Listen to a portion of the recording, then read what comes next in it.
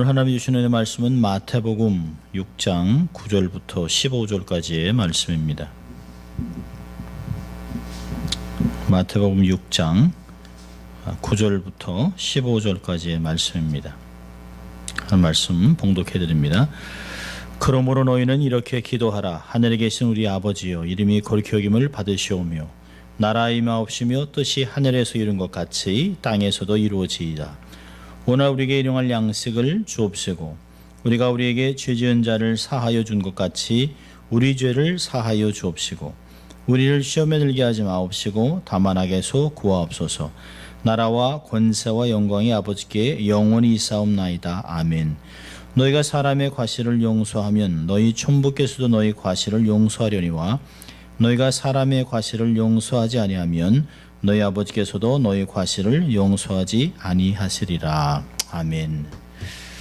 오늘은 너희는 이렇게 기도하라 라고 하는 제목으로 전체 주기도문을 다루려고 합니다.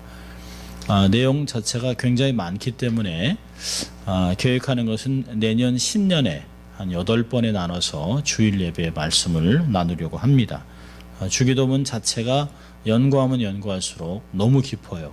쉽게 다룰 수 있는 내용들이 아닙니다. 그래서 오늘은 전체 계열을 다루고 그리고 이것은 내년 1월달 주일 설교로 보류를 하려고 합니다. 오늘 저녁에 드릴 말씀은 주님께서 너희는 이렇게 기도하라 하시고는 직접 우리에게 기도문을 가르쳐준 주기도문입니다. 그래서 우리는 주기도문이라고 합니다. 주님이 가르쳐주신 기도 이렇게 이야기도 하죠. 그래서 많이 우리가 공예배 때 또 축도가 없는 데에서도 목사가 있을 때에도 아니면 우리가 구역 예배라든지 셀 모임이라든지 어떤 모임 속에 마지막에 공식적으로 마칠 때 자 이제 우리가 주님이 가르쳐준 기도로 기도하고 모임을 마치겠습니다라고 우리가 공적으로 모임을 마칠 때가 굉장히 많이 있습니다. 그래서 우리가 너무너무 잘 알고 있는 기도죠. 지난주에는 우리가 그 기도를 할 때 외식하는 기도를 하지 말아라 라고 하는 말을 했습니다. 그래서 기도할 때 5절에 보니까 사람들에게 보이려고 그렇게 회당과 큰 거리 여기에서 기도하지 말아라. 이들이 이미 땅에서 상을 다 받았다. 또 7절에서는 이방인과 같이 중언부언하지 말아라 라고 얘기했습니다. 주님께서 이미 너희들에게 있어야 할 것을 다 아시고 주시는 좋으신 하나님이다라고 얘기합니다. 그래서 9절에 그러므로 너희는 이렇게 기도하라 라고 얘기합니다. 누가복음에도 6장에 보면 그 주기도문이 나와요. 근데 거기는 제자들이 먼저 주님 우리에게 기도를 좀 가르쳐 주십시오 라고 얘기를 합니다. 유대인이 기도를 안 하는 사람일까요? 아니요. 유대인이라면 적어도 하루에 3번씩 기도하는 사람들이에요. 그러니까 아침에 일어나면 아침에 하는 기도가 있습니다. 그래서 일어나면 쉐마 이스라엘 아도나 이렇게 해서 아침에 일어나면 쉐마를 얘기를 해요. 또 그 여러 가지 기도를 해서 18가지 기도를 하기도 해서 하루에 최소한 3번의 기도가 익숙한 사람들입니다. 기도라고 하면 기본적으로 삶에 이게 익숙한 사람들이에요. 그런데 이 사람들에게 주님이 너희들은 이렇게 기도해라라고 얘기하고 있습니다. 아주 자세한 내용들은 다음에 다룰 때 좀 다루도록 하겠습니다. 이 주기도문을 신학자는 여러 부분에 따라서 여러 가지 내용들로 나눠 설명하는데요. 요한 칼빈은 주기도의 특징을 신자가 하나님께 기도하는 모든 것을 총괄하는 기도라고 얘기를 합니다. 모든 기도가 다 들어있다는 것이에요. 어떤 신학자는 우리가 주기도문만 한다면 평생 우리가 놓지 말아야 될 것은 주기도문이라는 거죠. 평생 주기도문만 해도 우리의 기도가 다 들어있다는 것이에요. 토마스 왓슨이라고 하는 그 청교도 신학자는 이렇게 말했습니다. 십계명은 우리 생활의 법칙이요, 신조는 우리 생활의 총화요, 주기도는 우리 기도의 표본이다. 하나님이 모세에게 성막을 주신 것처럼 그리스도께서 기도의 표본을 우리에게 주셨다라고 얘기를 합니다. 그러니까 샘플로 주신 것이 어떤 순서 포맷만 중요한 게 아니라 너희들은 이렇게 기도해라 라고 하는 것들을 가르쳐 주신 겁니다. 아마 기도 중에서 성경에 나와 있는 많은 기도가 있어요. 뭐 구약에도 수도 없이 나와 있는 기도가 있죠. 모세의 기도, 다니엘의 기도, 뭐 느헤미야의 기도, 여호수아의 기도 굉장히 많이 있습니다. 신약에도 바울의 기도 뭐 얼마나 많은지 몰라요. 근데 성경에 나와 있는 기도 중에서 토시 하나 틀리지 않고 하는 기도는 주기도문밖에 없습니다. 우리가 모세의 기도를 얘기할 때 모세가 주님 앞에 하나님 앞에 기도했던 내용들, 하나님 앞에서 떼쓰는 기도했던 것들 뭐 굉장히 많지만 굉장히 많이 있지만 그걸 토시도 하나도 빼지 않고 그대로 하는 기도는 없어요. 근데 주 기도문만 토시 하나 빠지 않고 동일하게 우리가 계속해서 반복해서 기도합니다. 근데 어떤 면에서는요, 이렇게 우리가 자주 많이 하는 기도 때문에 바리새인들의 기도처럼 형식적으로 암송하는 기도가 될 수도 있어요. 주기도문으로 마치겠습니다 그러면 어떤 분은 숨도 안 쉬고 처음부터 이게 휙 하고 끝날 때가 있습니다. 또 천천히 의미를 새겨보면서 하는 기도가 아니라 하늘에 계신 우리 아버지 이름이 이렇게 그냥 쭉 그냥 한 1분도 안 돼서 뚝 하고 끝내버립니다. 마치 어떤 것에 그냥 점을 찍기 위해서 끝내기 위해서 그냥 후다닥 하고 하는 기도가 주기도문으로 대처되는 것을 볼 수 있습니다. 참으로 안타까움을 금할 수 없어요. 사실 목회자인 저도 어떤 때는 어느 모임을 가면 주기도문으로 마치겠습니다 하는데 목회자들은 우리도 엄청나게 빨리 합니다. 그래서 이건 아닌데 라고 하는 생각들을 합니다. 그래서 우리가 그 사도신경을 고백할 때 저는 의도적으로 사도신경을 읽습니다. 틀리지 않기 위해서 그런 것도 있지만 그 글씨를 보면서 천천히 의도적으로 천천히 해요. 이걸 마음에 새겨보고려 합니다. 오늘 우리는 이 말씀을 통해서 주기도문에 대해서 좀 깨닫고 주님이 가르쳐 주신 기도가 어떤 것인지 우리의 마음에 어떻게 새기고 기도하는 사람이 되어질까 하는 것들을 생각해 볼 수 있기를 바랍니다. 참 짧은 기도문으로 되어 있습니다. 이 원문으로 보면 79자밖에 되지 않아요. 근데 이 79자 안에 하나님 우리에게 주신 모든 내용들이 다 있습니다. 기도 안에 근본적인 것이 다 포함되어 있어요. 하나님의 나라, 하나님의 뜻, 우리의 일용할 양식, 우리의 죄를 용서해 주시는 것, 또 보호해 주시고 또 어려움에서 구출해 주시는 것, 확신, 감사의 찬송, 기도의 모범이 다 들어 있습니다. 아주 짧은데 이 안에 모든 것이 다 들어있어요. 간결하면서도 완벽성을 갖춘 기도입니다. 여러분 주기도문을 보면 세 부분으로 딱 나눠지는데요. 보면 첫째로는 인보케이션이라고 하죠. 기도하기 위해서 하나님께 나가는 모습이에요. 그래서 하나님을 부르는 부분이 있어요. 하늘에 계신 우리 아버지요 라고 하는 것입니다. 그리고 맨 마지막에는 결론으로 나라와 권세와 영광이 아버지께 영원히 있습니다 라고 아멘으로 딱 마치고 그 안에 6개가 있습니다. 그래서 3개는 하나님에 관한 것, 3개는 사람에 관한 것이에요. 그래서 하나님께 하는 그 기도 3개는 이름이 거룩히 여김을 받으시고 나라가 임하고 뜻이 하늘에서 이룬 것 같이 땅에서도 이루어지겠다라고 하는 것이 하나님에 관한 것입니다. 그리고 나머지 3개는 우리의 사람에 대한 것이에요. 우리에게 일용할 양식을 주시고 우리가 우리에게 죄 지은 자를 사하여 준 것 같이 우리의 죄를 사하여 주옵시고 우리를 시험에 들게 하지 마시고 다만 악에서 구하옵소서라고 하는 그런 것이 3개로 딱 나눠져 있습니다. 자, 한번 볼까요? 그러면 9절과 10절을 보면 하나님에 대한 기도로 시작합니다. 이 3가지가 이름이 거룩히 여김을 받으시고 나라가 임하고 뜻이 하늘에서 이루어지기를 원하는 하늘에서 이룬 것 같이 땅에서도 이루어지기 원하는 이 3가지를 이야기합니다. 주기도문의 그 간구에 들어가기 전에 기도의 대상이 누구냐라고 하는 게 나와 있습니다. 하늘에 계신 우리 아버지. 그 당시에 사람들이 구약에서도 하나님이 내가 너희의 아비라, 내가 너희를 구원해낸 아버지라라고 하는 말들을 하지만 예수님 당시에 어느 누구도 하나님을 아버지라 부른 사람이 없습니다. 하나님을 경외하고 그 이름을 망령되게 여기지 말아라고 하는 것 때문에 하나님의 이름을 부르지 않고 항상 여호와라고 하는 단어가 나오면 아도나이, 지금은 이제 하셴, 셴 이라는 단어로 바꿔놔서 하나님의 이름을 잊어버렸습니다. 근데 사실은 모세가 그랬잖아요. 하나님, 사람들이 누가 너를 보냈냐 그러면 제가 하나님의 이름은 얘기해야 되지 않겠습니까? 그러니까 하나님이 뭐라 했어요? 나는 스스로 있는 자라, 야훼라고 하는 이름을 줬습니다. 근데 그 이름 자체를 이스라엘 사람들은 거룩하기 때문에, 그래서 영어로도 G-O-D 이렇게 갓이라고 쓰잖아요. 근데 이 히브리 사람들은 G-D, 그래서 읽지 못하도록 해놨습니다. 하나님이라고 하는 건 알지만 읽을 수 없도록 해놨어요.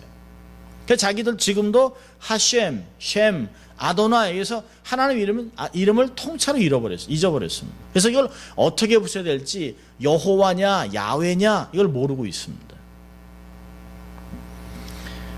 그렇기 때문에요, 거룩하신 하나님이라고 하는 그런 것을 알지만 하나님을 아버지라 부른 것은 거의 없었습니다. 하늘에 계신 우리 아버지, 그러니까 사람으로서는 도저히 범접할 수 없는 창조주 하나님, 거룩한 하나님인데요, 그 엄청난 하나님을 우리는 아버지로 부른다라고 하는 것이에요. 그러니까 우리 안에 경외함과 친밀함이 한꺼번에 다 있습니다. 하늘에 계신 우리 아버지라고 하는 그 단어 안에, 하나님을 부르는 부분 안에 우리가 어떠한 자세로 나가야 될 것인가를 다 가르쳐주고 있어요. 우리가 가끔 그러잖아요. 아이들이 너무 버릇없으면 저러면 안 되는데라고 합니다.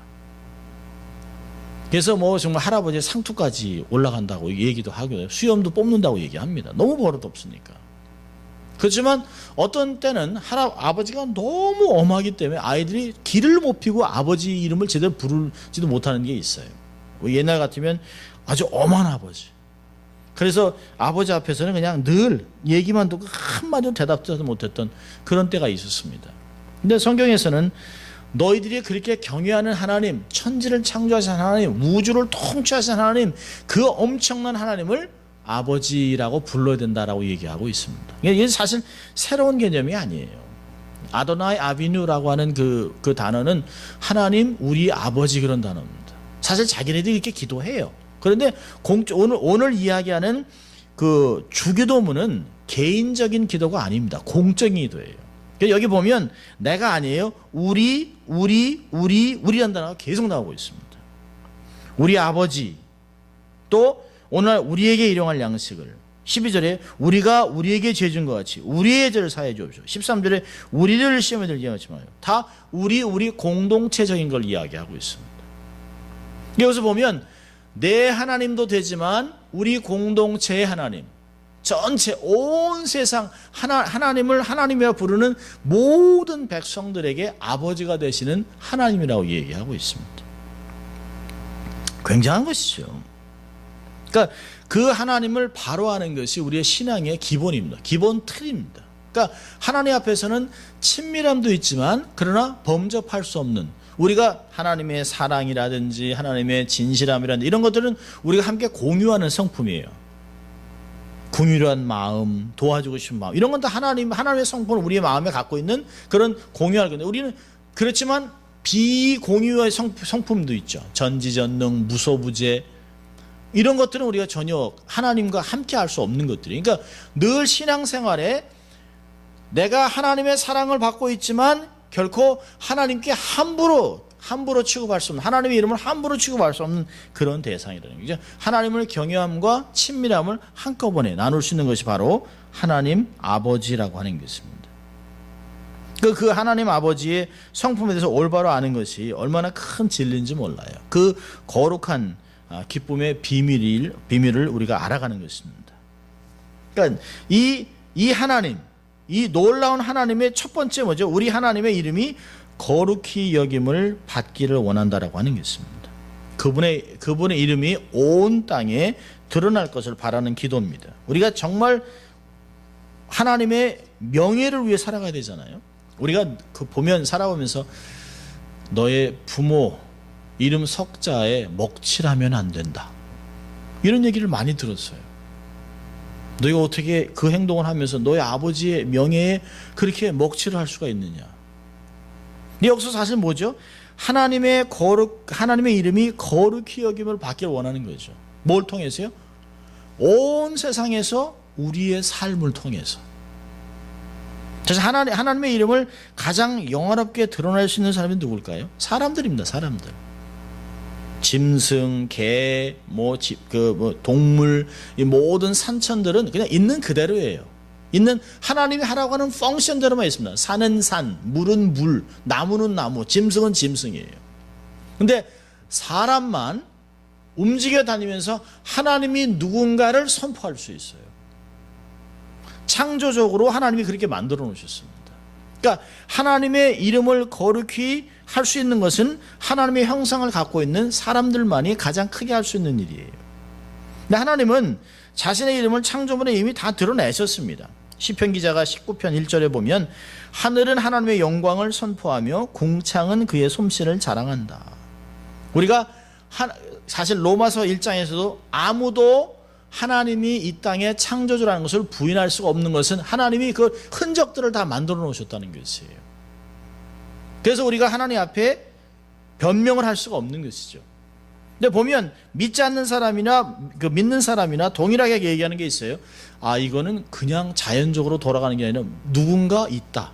Somebody must be upstairs. 누군가 하나님이 계셔서 신적인 존재가 있어서 온 세상의 만물들을 다 통치하고 있다라고 하는 건 믿지 않는 사람도 그렇게 얘기를 합니다. 그러나 구원에 대한 것은 반드시 이 특별 계시를 통해서만 예수 그리스도를 통해서 구원을 받을 수 있는 것이죠. 그런데 여기 보면 하나님의 이름이 온 땅에 이미 기록되어 있어요.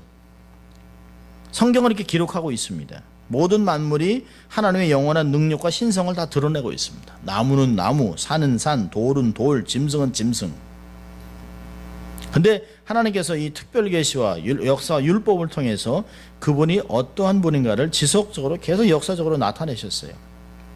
그렇기 때문에 특별히 구원을 받은 사람, 하나님을 아버지라고 부르는 사람들은 그분의 이름을 절대로 망령되이 여기면 안 돼요. 그분의 이름을 정말 드러내고 높여드리고 삶에서 가장 높은 위치에 있게 해달라고 늘 기도하라고 이야기하는 것이죠. 그래서 너희는 이렇게 기도하라. 하늘에 계신 우리 아버지여 이름이 거룩히 여김을 받기를 바랍니다. 하나님의 이름이 가장 높아지길, 하나님의 이름이 절대로 우리의 삶을 통해서 먹칠하는 일이 없도록. 사실 오늘도 경험했습니다만은 저 사람 하나님 믿는 사람 맞나? 정말 하나님이 계실까? 예수 믿는 사람이 왜 저래? 이거 난 저러면 예수 안 믿겠다 라고 해서는 안 된다는 거예요. 우리의 삶을 통해서 우리를 창조하신 그 하나님이 높임을 받을 수 있도록 삶을 살라는 거예요. 이건 기도만 얘기하는 것이 아니죠. 기도를 했다면 반드시 행함으로 옮기라는 것이에요. 그래서 하나님의 이름이 거룩히 여김을 받기를 원합니다 라고 제일 먼저 기도하라는 것이에요. 자, 두 번째로는요, 하나님의 나라가 임하기를. 하나님의 나라는 하나님께서 통치하는 모든 것입니다. 하나님의 주권 하에 있는 모든 장소는 다, 영역은 다 하나님의 나라입니다. 시편 103편 19절을 보니까 여호와께서 그 보좌를 하늘에 세우시고 그 정권으로 만유를 통치하시는 것, 이것이 바로 하나님의 창조하신 모든 것, 보존하신 모든 것을 포함해서 구원받은 성도들을 위해 예비하신 영광스러운 곳이에요. 특별히 하나님 나라는 성도들의 마음속에 이루어지는 은혜의 나라입니다. 예수 그리스도를 믿음으로 구원받아서 위로부터 거듭난 생명 속에 이루어진 하나님의 나라, 새로운 피조물로서 마음속에 도래하는 하나님의 통치. 그러니까 예수 믿지 않던 사람이 예수를 믿음으로 그 마음이 하나님 나라화되는 거죠. 하나님 나라가 확장되는 것이에요. 그러니까 하나님의 나라가 온 세상에 온전히 이루어지기를 원하는 것, 그것을 기도하라는 것입니다. 오래전에 예화로 쓰였던 것인데요, 가이드 포스트에 이런 글이 실렸습니다. 월남의 포로로 잡힌 남편이 고통을 당한다는 편지를 부인이 받았습니다. 그 부인이 어느 날 자기 아들이 그림을 열심히 그리는 것을 보게 되었는데요, 울타리도 쳐놓고 집을 하나 그려놓았습니다. 그래서 엄마가 아이에게 야, 이게 뭐니? 아이가 얘기하는 것이, 아들이 아빠가 있는 포로 수용소야. 그 이야기를 들은 엄마가 눈물이 왈칵 났습니다. 아이고, 얘도 아빠가 포로 세워서 고생한다는 걸 알고 있구나. 그러면서 눈물이 그냥 남편이 고생할 거 생각하고 또 자식까지 그걸 아니까 아이고, 얘는 또 마음고생 얼마나 할까, 우리 남편 얼마나 고생할까, 막 눈물을 뚝뚝뚝 흘리는 거죠. 뭐 그 당시에 그 월남에서 포로들이 얼마나 힘들었습니까? 막 그냥 좀 쥐들이 그냥 두글두글하고 막 그 안에서도 막 패스트로 사람이 죽어가기도 하고 막 그랬습니다. 이제 엄마가 이렇게 눈물을 뚝뚝 흘리니까 아이가 엄마 왜 울어? 그리고 이렇게 얘기했습니다. 엄마, 이건 말이야, 이곳은 하나님이 계신 곳이야. 하나님이 아빠와 함께 계셔. 사실 자기 남편이 포로 수용돼 있다는 사실 때문에 눈물을 흘리고 있는 그 아이의 눈물을 씻어주면서 엄마, 하나님이 계시잖아. 참 어떤 때 보면 자식들하고 이렇게 얘기하다 보면 아이고, 네가 나보다 낫다. 어떻게 우리는 사실 사람이 성장하고 나이를 먹으면서 자꾸 이성적으로 생각을 합니다. 옛날에는 하나님이 모든 것을 다 할 수 있다고 생각해요. 하나님 뭐 이렇게 기도만 하면 다 응답해주고 그냥 막 생각만 해도 하나님 막 다 응답해주고 막 너무너무 좋았습니다. 근데 세월이 지나면서 그건 뭐 그때 이루어진 거지 뭐. 그리고 점점 이성적으로 하나님이 또 그렇게 하시겠어? 뭐 그리고 이 내 안에 경험이라고 하는 틀을 자꾸 만들어 놓고 하나님이 이 안에 없다라고 생각을 합니다. 근데 하나님이 안 계신 것이 없죠. 하나님이 사실 계시지만 부인하기 때문에 하나님 임재가 없는 것이에요. 하나님께서 불신자들에게도 비를 주시잖아요. 불신자들도 돈을 벌게 하시잖아요. 불신자들도 장수하게 하잖아요. 그러니까 하나님 다 주시는 복이에요. 그런데 그들이 하나님이 자기의 삶에 복을 주시는 걸 경험하지 못하니까 하나님의 임재를 경험하지 못해요. 그런데 그 사람들이 하나님께 마음을 열고 주님을 영접하고 나면 그 마음이, 어두웠던 마음이 내가 내 힘으로 내 능력으로 삶을 살았다고 이렇게 교만하게 삶을 살던 것이 하나님에 딱 무너지면서 이 안에 하나님의 임재가 임한다는 것이, 그것이 바로 하나님의 나라가 온 땅에 온전히 임하는 것입니다. 그래서 열심히 전도를 하고 열심히 복음을 나누는 것이에요. 2세기 3세기 때 이제 많은 그 기독교가 핍박을 당하면서 수많은 사람이 죽어갔습니다. 예수 믿는 사람들이 언제나 핍박으로 죽어갔습니다. 마치 그냥 저인망으로 그냥 깡그리 그냥 그 쌍거리 망으로 확 긁어가지고 요만한 치어까지 다 잡아서 죽이는 것 같이 기독교인들을 그냥 샅샅이 잡아 죽였습니다. 그러니까 사람들이 갈 수 있는 곳이 어디예요? 갑바도기아 동굴입니다. 동굴 깊은 곳에. 사실 한번 가보긴 해야 되는데요. 터키에 갑바도기아에 가면 한꺼번에 10,000명에서 10만 명이 살았던 굴이 있답니다. 그러니까 어떤 사람은 거기서 태어나서 거기서 죽는 거예요. 한 번도 햇볕을 보지 못하고. 참 기가 막힌. 그러니까 그 갑바도기아 그 동굴 안에 살았던 사람들의 소원이 뭘까요? 마라나타입니다. 주여 어서 오시옵소서. 이 생애를 마치고 하나님과 영원히 살기를 소원하고 하나님이 통치하는 나라, 하나님이 왕 되신 나라, 자유롭게 하나님을 경배할 수 있는 그런 나라가 속히 왔으면 좋겠습니다. 라고 해서 마라나타를 외치는 거죠. 엄청난 박해 때문에, 아주 무시무시한 박해 때문에 예수 믿는 사람들 씨가 완전히 마르는 줄 알았죠. 그런데 그들은 숨어서 숨도 쉬지 못하고 하나님을 그 동굴에서 카타콤에서 하나님을 찬양했습니다. 그는 놀라운 일이 벌어지죠. 세월이 지나면서 콘스탄틴 황제와 왕자들과 귀족들과 공주가 모두 다 예수를 영접합니다. 복음은 능력이 있어요. 복음은 지형을 바꿔요. 복음은 그 나라의 영적인 지도를 바꾸는 역사가 있습니다. 예수가 계시는 곳이 바로 하나님의 나라입니다. 그래서 예수님께서 우리에게 가르쳐주는 것은 하나님의 이름이, 하나님의 명예가 가장 멋지게 드러날 수 있도록 삶을 살아가고 그렇게 기도하고, 둘째로는 그 나라, 그분이 왕 대신 그분의 통치가 있는, 그분을 영광을 인정하고 그분을 존경하고 그분을 예배하는 그 지역이 넘쳐날 수 있도록 하나님 나라가 임하도록 기도하라고 하는 것입니다. 세 번째로는요, 세 번째로는 뜻이 하늘에서 이루어진 것 같이 땅에서 이루어지기를 기도합니다. 뜻이 하늘에서 이루어졌죠. 이미 하늘에서 이미 다 이루어졌죠. 하나님이 통치하죠.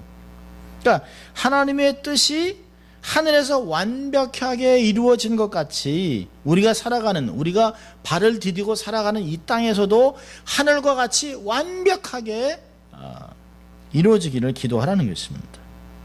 그렇다면 우리의 삶이 하나님의 뜻에 일치하고 하나님의 뜻과 같이 삶을 살아가고 하나님의 뜻을 이루기 위해서 순종하는 삶이 있어야 된다고 하는 것입니다. 아마 하나님의 뜻과 같이 우리가 오해하고 또 오용하는 것이 없는 것 같아요. 하나님의 뜻일 거야. 하나님의 뜻이 그렇게 되길 바래 라고 하지만 사실은 우리의 뜻, 우리의 야망을 잘 포장을 해서 하나님의 뜻이라고 드러낼 때가 얼마나 많은지 몰라요. 정말 우리는 정말 이기적인 사람들이죠. 1704년 어느 날 벤자민 슈몰크 목사 부부는 신방을 마치고 돌아오고 있었습니다. 1648년 베스팔리아 조약으로 술레지아 수바이니트 드니치 36개 마을이나 되는 지역에 개신교회 하나만 딱 허락했습니다.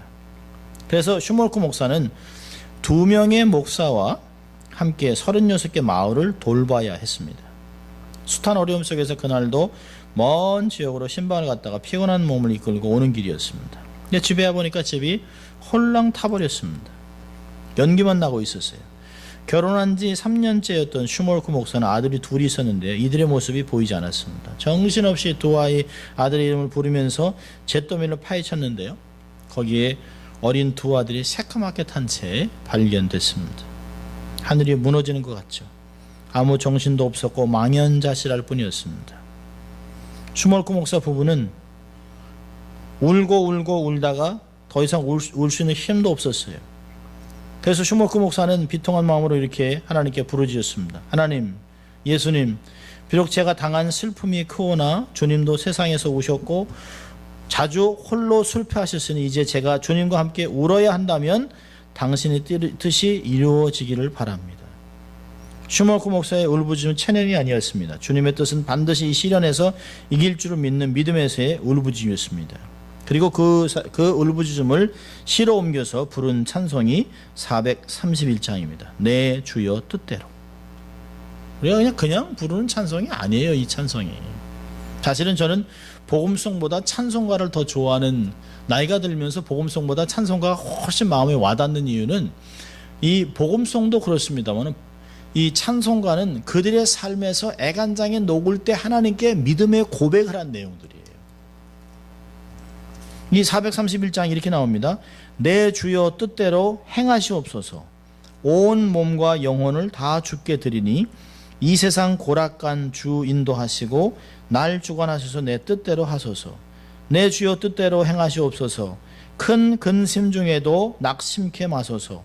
주님도 때로는 울기도 하셨고 날 주관하셔서 뜻대로 하소서. 내 주여 뜻대로 행하시옵소서. 내 모든 일들을 다 주께 맡기고 저 천성 향하여 고요히 가리니 살든지 죽든지 뜻대로 하소서. 대단한 거죠. 이게 그냥 부를 수 있는 노래들이 아닙니다. 정말 애간장에 녹는 자기의 삶 전체를 하나님께 드리고 살아가는 것 아닙니까? 정말 내 분신, 정말 세상에 저도 아깝지 않은, 남자들이 세상에서 가장 행복할 때가 언젠가요? 아내가 임신했다는 얘기입니다. 그리고 자기와 같은 아들을 낳아줬을 때, 아이를 낳았을 때 세상을 모든 것을 얻은 사람으로 바뀌어요. 그리고 이기주의였던 사람이 이제는 그 아내와 아이들을 위해서 모든 것을 다 투자하는, 다 내 몸은 깨어져도 죽어도 괜찮을 정도의 삶으로 성숙해버립니다. 그런데 그 아이들이 죽어버려요. 세상을 다 잃어버리는 거죠. 살고 싶은 마음이 안 생기죠. 근데 이 슈몰크 목사는 그 중에서도 주님, 내 뜻이 아닌 주의 뜻대로 행하시기를 원한다. 이게 하나님의 뜻입니까? 라고 기도한 것이. 그렇다면 주님, 내가 순복하고 살겠습니다. 내 주여 뜻대로. 근데 우리는 이렇게 기도하지 않죠. 하나님의 뜻보다는 내 뜻이 이루어지길 원하는 게 굉장히 많습니다. 우리가 내 뜻이라고 얘기 안 하죠. 이게 하나님이 내게 주신 것이라고 얘기합니다. 우리의 야망, 욕망, 꿈, 비전, 이것을 하나님의 뜻이라고 하는 것을 포장해서 그것이 이루어지길. 하나님의 뜻이라면 변하지 않잖아요. 하나님의 뜻이라면 말씀에 근거해서 상황이 어떠하든지 간에 하나님의 뜻은 변하지 않잖아요. 그런데 우리는 세월이 지나면서 자꾸 변형시키면서 그것이 이루어지기를 바라는 그런 마음들이 있습니다. 그렇게 우리의 뜻을 앞세우는 잘못을 저지른 경우가 허다해요. 근데 주님이 가르쳐 주신 기도는 이런 오류에서 우리를 건져줍니다. 하늘에서 이룬 것 같이, 그러니까 우리의 뜻보다 하나님의 뜻이 우선돼야 된다라고 하는 것을 가르쳐 주는 것이에요. 주님은 이렇게 가르치시기만 하지 않았습니다. 겟세마네 동산에서 주님이 마태복음 26장을 보면 그렇게 기도하시잖아요. 나의 원대로 마옵시고 아버지의 원대로 하옵소서. 주님이 정말 그렇게 하셨어요. 주님이 그렇게 기도를 드림으로 당신이 마태복음 6장에서 가르쳐 주셨던 주기도문의 그 삶 그 자체를 살아내셨던 분입니다. 참 목회자들이 말씀만 가르치고 행하지 않을 때가 얼마나 많은지 몰라요. 근데 주님은 한마디도 그냥 빈말로 던진 적이 없습니다. 주님은 말씀하시고 그대로 행하시고 그대로 가르치고 그렇게 살으셨던 분입니다. 우리는 하나님의 뜻을 이 땅에 이루기 위해서 기도를 쉬지 말아야 되고요. 그의 뜻을 순종함으로 우리의 생애가 아름답게 장식될 수 있도록 힘써야 하는 것입니다. 그래서 주님이 너희는 이렇게 기도하라라고 하면서 세 가지를 마치 하늘에서부터 이렇게 내려옵니다. 순서대로. 하나님 아버지의 이름이 거룩하게 되기를, 그리고 하나님의 나라가 임하기를, 또 주의 뜻이 하늘에서 이룬 것 같이 이 땅에서도 이루어지기를 바란다. 이렇게 순서대로 내려오고 있어요. 그리고 11절부터 13절까지는 하나둘씩 하나님께 올려드리는 기도를 합니다. 사람을 위한 기도죠. 하나님의 나라와 뜻을 위한 기도는 일단락되고 이제부터는 인간의 필요를 위해서 기도로 들어가게 되는데요. 이것이 이 땅 위에서 영육간에 필요된 조목들입니다. 첫째가 뭘까요? 오늘날 우리에게 일용할 양식을 주옵시고. 일용할 양식입니다. 일용할 양식. 일용할 양식이라는 그 에피오시오스라고 하는 이 말은 주 기도문에서만 나오는 것이에요. 날마다의 필요.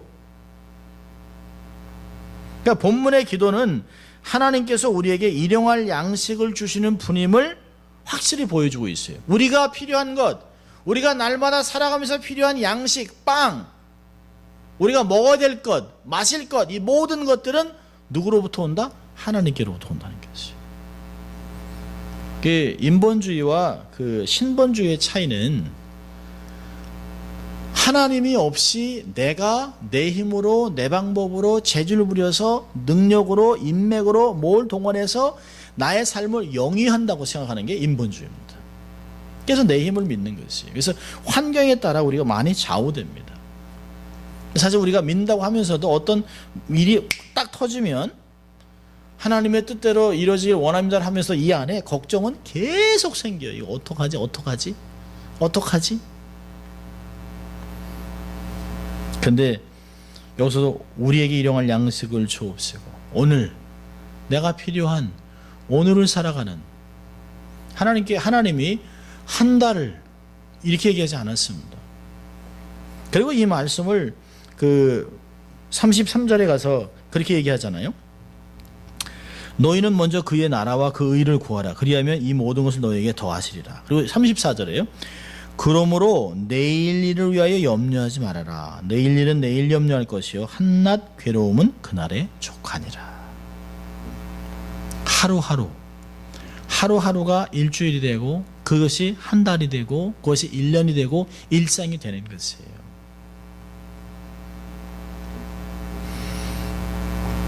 여기에 일용할 양식이라고 하는 단어는 육체의 양식만을 말하는 것은 아닙니다. 영적인 양식까지도 의미하는 것이에요. 내가 살아가기에 필요한 모든 것을 이야기합니다.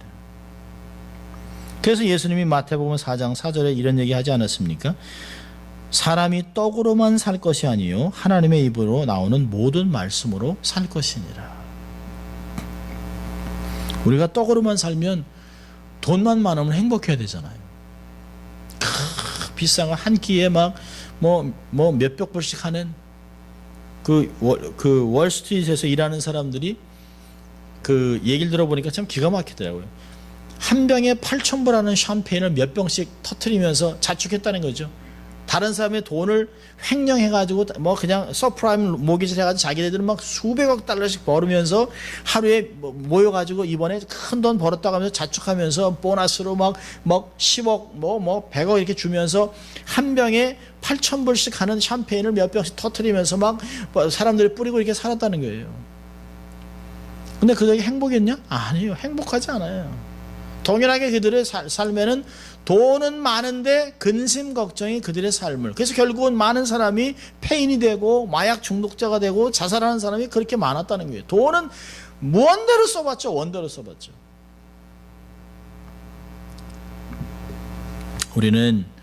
우리에게 일용할 양식은 빵만이 아닙니다. 돈만이 아니에요. 영적인 필요도 채우는 그분이 바로 하나님이라는 거죠.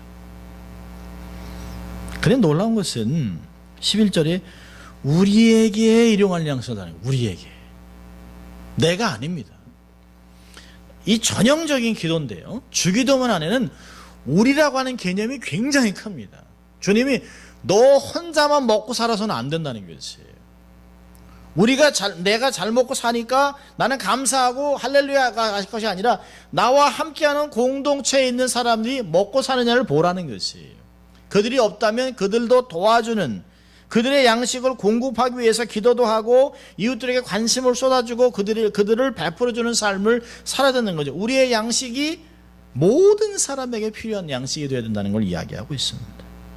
절대로 혼자 살아가는 개인적인 것을 얘기하지 않습니다. 오늘날 우리에게 일용할 양식을 달라고 기도하는 것입니다. 자, 두 번째는요. 우리가 필요한 두 번째는 12절에 있습니다. 우리가 우리에게 죄 지은 자를 사하여 준 것 같이 우리 죄를 사해 주십시오. 그러니까 자신의 죄 용서에 대해서 기도할 수 있는 점은 하나님 앞에서 선자의 가장 기본적인 태도인데요. 그 본문은 기도의 근거가 동료 인간을 용서하는 것이 먼저 있습니다. 주님, 내가 이 사람을 이렇게 용서한 것 같이, 용서해 놓은 것 같이 이걸 보시고 나를 용서해 주시오. 이렇게 기도하라는 거죠. 하나님 먼저 용서해 주면 내가 다른 사람 용서하겠습니다. 그게 아니라는 것이에요. 우리가 남을 용서해야 될 이유는 우리가 하나님께 우리의 모든 죄를 용서받았기 때문입니다. 마태복음 18장 35절에 그랬습니다. 너희가 각각 중심으로 형제를 용서하지 아니하면 내 천부께서도 너희에게 이와 같이 하시리라. 그러니까 남을 용서하지 않는 건 뭘까요? 내가 하나님의 용서가 필요 없다는 거예요. 굉장히 중요한 것이에요. 무엇이 먼저 선행되어야 되는가? 다른 사람에 대해서 이 앙심이나 이 앙금이나 이런 것들을 먼저 제거하고 그들을 풀어주라는 것이에요. 내가 이 땅에서 풀면 하늘에서도 풀리고 내가 묶으면 하늘에서 묶이는 것 같이 내가 먼저 풀어주고 그들을 축복하고 그들을 격려하고 그들을 용서하고 나서 하나님 용서해달라고 기도하라는 것이에요. 쉽지 않죠. 정말 삶 안에서 그냥 이렇게 막 부글부글 올라올 때가 많죠. 정말 해도 너무해. 뭐 이럴 때가 있어요. 하나님 아시죠? 막 저주를 퍼부을 수는 없고, 막 이렇게 하죠. 어쩔 줄 모르죠. 근데 성경을 이렇게 들여다보면, 그래, 이건 내가 할 일이 아니지. 하나님께 맡기고. 왜요? 사람을 용서하고 사람을 축복하는 하나님이 하시는 것이. 원수를 갚지 말아라고 얘기했습니다. 원수 갚는 것은 하나님께 있다. 하나님께 맡기고 우리는 우리가 할 일을 하는 것이죠. 그리고 용서하는 것이에요. 우리가 기억할 것은 나는 하나님께 용서받은 사람이라는 것을 잊지 말아야 되죠. 하나님 나는 은혜로 삽니다. 내 힘이 아닙니다. 하나님 하루에도 수십 번, 수백 번 범죄하죠. 들키지 않을 뿐이에요. 모르니까. 내 속에서 일어나는 걸 누가 알겠어요.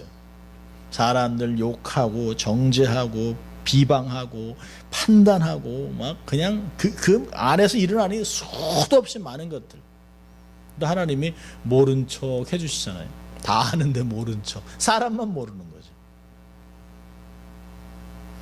하나님이 우리의 죄를 다 기록해놓고 하나씩 이렇게 무게를 매긴다면 살아있을 사람 한 사람도 없어요.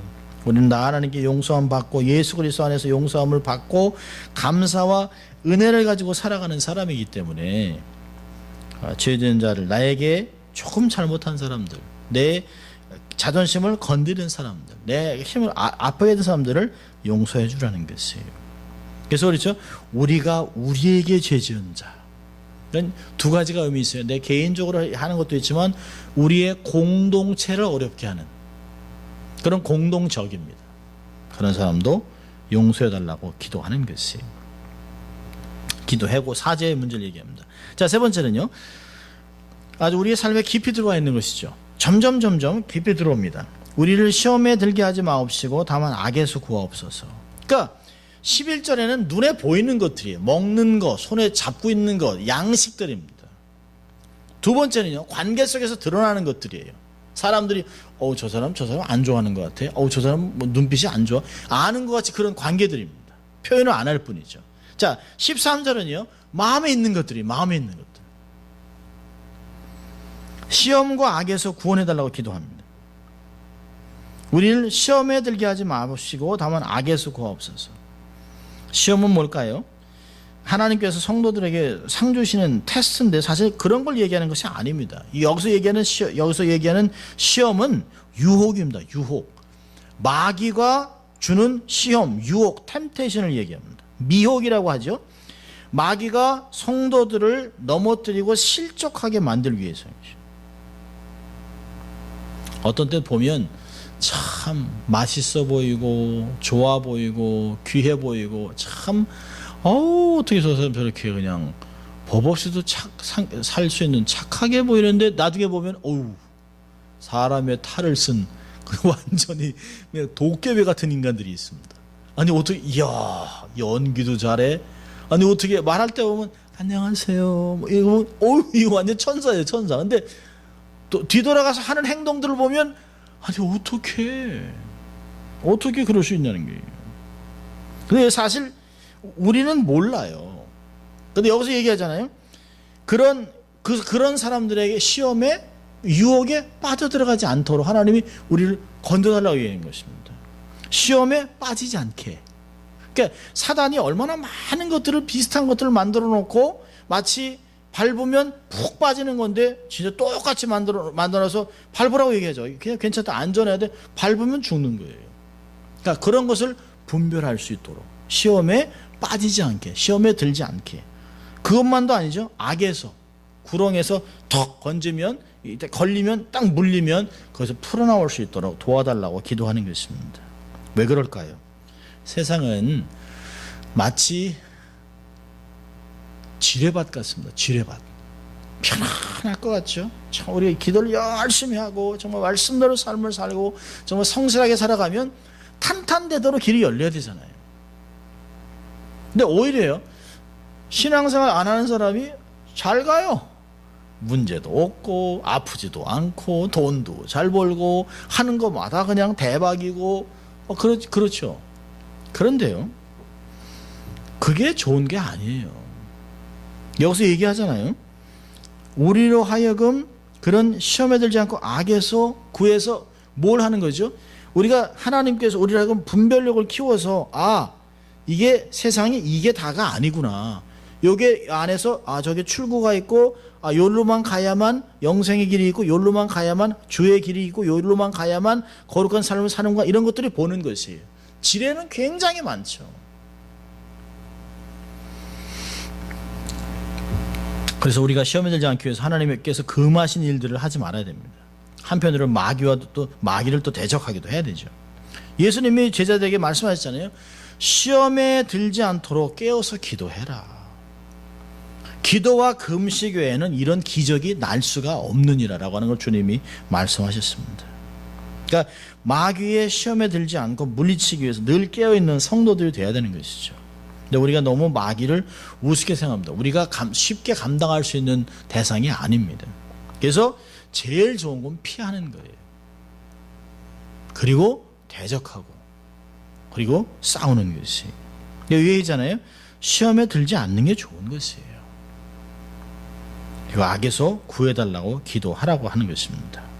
그러면서 이제 송영을 하죠. 마지막 파트, 세 번째 파트는 나라와 권세와 영광이 아버지께 영원히 있습니다. 사실은 13절에 우리는 시험에 들게 하지 마십시오. 악에서 구하십시오. 왜냐하면 그렇게 되는 것은 하나님 나라와 권세와 영광이 아버지께 있지 않습니까? 우리는 하나님의 백성 아닙니까? 하나님 아버지께서 우리를 구해 주셔야 되는 거 아닙니까? 라고 하는 그런 뉘앙스도 사실은 있습니다. 나라가 당신에게 있다, 권세와 영광이 있다라고 하는 것은 이 세상 모든 것이 하나님의 주권으로, 하나님의 소유임을 이야기하는 것입니다. 하나님의 권세가 주님께 속한 건 당연한 것이죠. 그래서 하나님의 뜻대로 우리를 구해달라고 이야기합니다. 그래서 14절, 15절은 사실 이게 덤으로 붙어 있는 것이에요. 덤으로 붙어 있으면서 사실은 과실을 용서한 것 같이 얼마나 중요한 것을 반복해서 얘기하고 있습니다. 12절에 있는 것을 마치 이렇게 인덱스를 붙여서 설명하는 것 같아요. 너희가 사람의 과실을 용서하면 너희 천부께서 너희 과실을 용서하려니와 너희가 사람의 과실을 용서하지 아니하면 너희 아버지께서 너희 과실을 용서하지 아니하시리라. 기도를 마치고 나서 사실 우리 안에는 은밀한 것들을 주님께서 이렇게 드러내신 것 같아요. 너희가 기도하는데 풀고 기도해야지. 이걸 정리하고 기도해야지. 그렇게 하지 않고서 어떻게 기도가 되겠니라고 하는 그런 의도가 사실은 깔려 있습니다. 이 주기도문을 나중에 8번 아주 구체적으로 아주 깊게 다루려고 합니다. 자, 오늘 이 주기도문을 통해서 우리는 여러 가지 위치에서 하나님을 바라보는 것이죠. 감히 범접할 수 없는 전능하신 하나님, 그분이 우리 아버지, 그분의 나라와 뜻이 반드시 이 땅에 이루어지기를 기도해야 되는 사람들이 우리입니다. 그리고 그분은 우리에게 일용할 양식을 주시고 우리의 죄를 용서해 주시고 또 시험에 들지 않게 하시고 우리를 하여금 분별력을 주시고 환난에서 건져주시는 좋은 분이라는 것을 확신하라는 것이에요. 기도만 가르치는 것이 아니라 예수님은 하나님은 그러한 분이기 때문에 이러한 기도를 너희들이 할 수 있다라고 얘기하는 것입니다. 어떤 면에서는요, 우리가 이렇게 기도하지 않아도 하나님의 뜻은 이루어져요. 우리가 이런 기도하지 않는다고 해도 하나님의 영광은 드러납니다. 그런데 예레미야에서 얘기했습니다. 이러할지라도 하나님의 뜻이 다 이러할지라도 너희는 구해야 하느니라라고 얘기합니다. 하나님 우리와 함께 역사를 이뤄가기 위해서 우리를 동역자로 삼으셨습니다. 이 기도문의 모든 내용들이 삶에서 날마다 이루어지기 위해서 끊임없이 기도하고 하나님께 나아가는 기도의 용사들이 되기를 주의 이름으로 축원합니다. 기도하겠습니다. 하나님 아버지 감사합니다. 오늘도 우리가 참 익숙한 주기도문을 보면서 하나님 다시 그 안에 있는 하나님의 의도, 하나님의 가르침을 다시 우리의 마음에 새기고 우리가 너무 쉽게 반복적으로 또 하나님 암송하는 주문으로 그쳤던 것을 하나님 우리 내려놓고 다시 한번 하나님 앞에 진솔하게 정말 하나님의 뜻을 영광을 기도하는 저희들 될 수 있도록 도와주시고 이 주기도문을 통해서 하나님을 영화롭게 하는 저희들 될 수 있도록 하나님 축복하여 주시옵소서. 감사하고 예수님 이름으로 기도합니다. 아멘. 우리 함께 좀 우리가